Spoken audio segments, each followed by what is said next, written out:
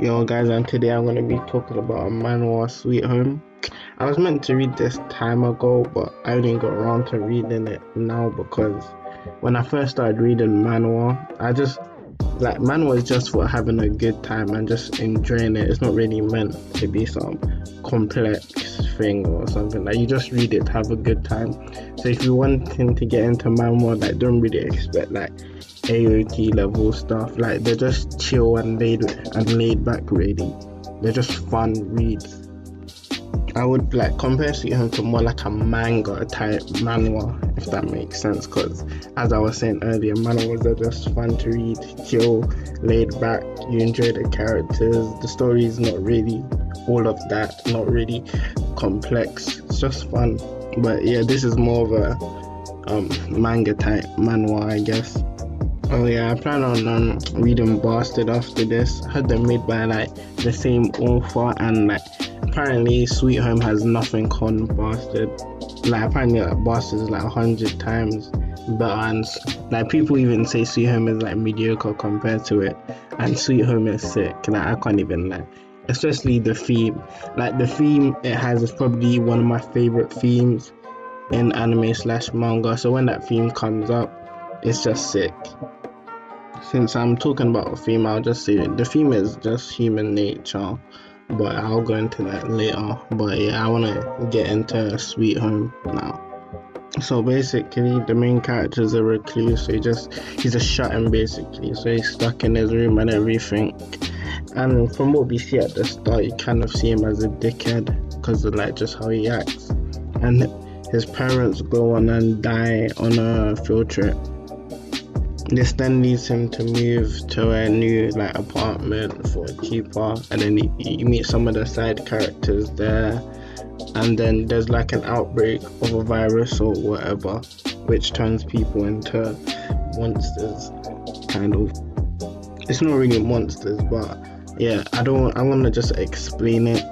It's not really a spoiler because it's first couple of chapters. I'm just kind of explaining like the story, but yeah, they basically turn into their deepest desire and they give up their life to live their dream life, but they kind of become their desire in the real world.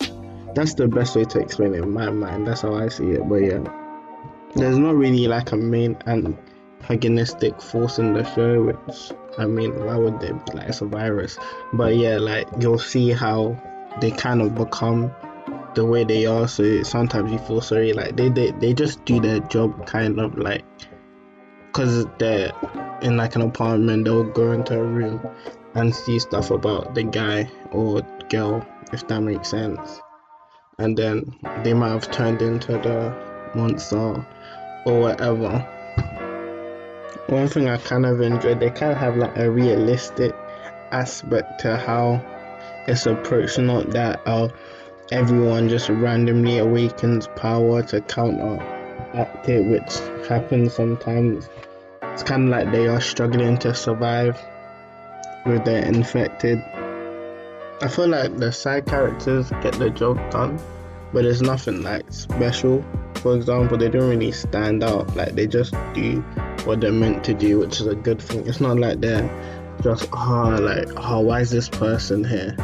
Unless they're made to be like that, if that makes sense.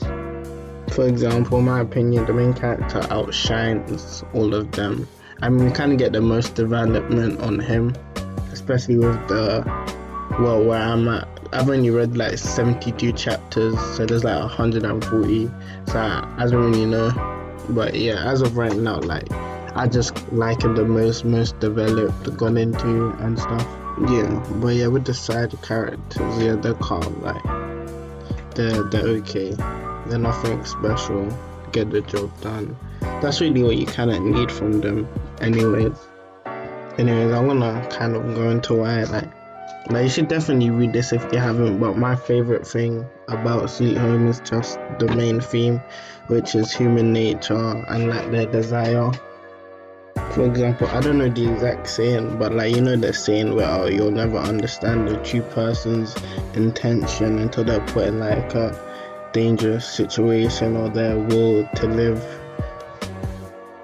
for example, you may think you want to die, but then say you drown yourself, a lot of the time you'll kick back up because you actually want to survive.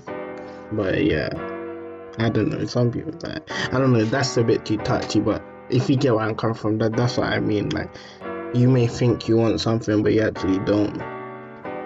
Yeah, personally, I really enjoy it. Like, I don't know, especially the psychological, the themes of it, the way it's portrayed, and how the story is going right now. Like, if you haven't read it, I would read it. Definitely one of like the top tiers in terms of like story and stuff. Like, isn't like, cause yeah, normally they're just chill, but yeah. I forgot one thing. The main character has like a voice inside of his head that kind of stops him from doing what he wants to do. It's just kind of like a voice. What I like about it's relatable. Like, some people have that when they want to do something they can't because it's kind of stopping them from doing it because they're like, oh, you can't do this and that. And the way it's like portrayed, it kind of shows him as like a character, like just in general, like just a normal human being, which is why I kind of like it. Is yeah. There's also like a Netflix series, I think K-drama of this. But I think that's, I don't really watch them, but if you're into that, you can watch it that way.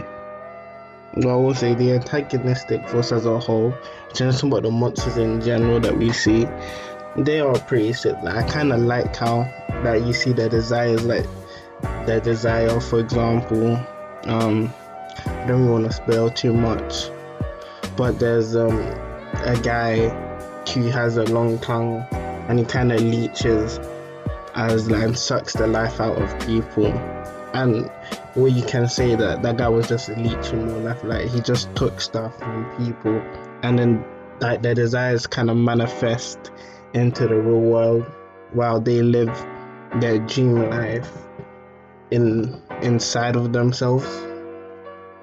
And then you can either give in to that and become a monster, and then you act on your desire, which is not really you, it's another. It's complicated, but yeah, it's a really good read. I don't know if that was the best explanation of the monsters, but yeah, they're really interesting.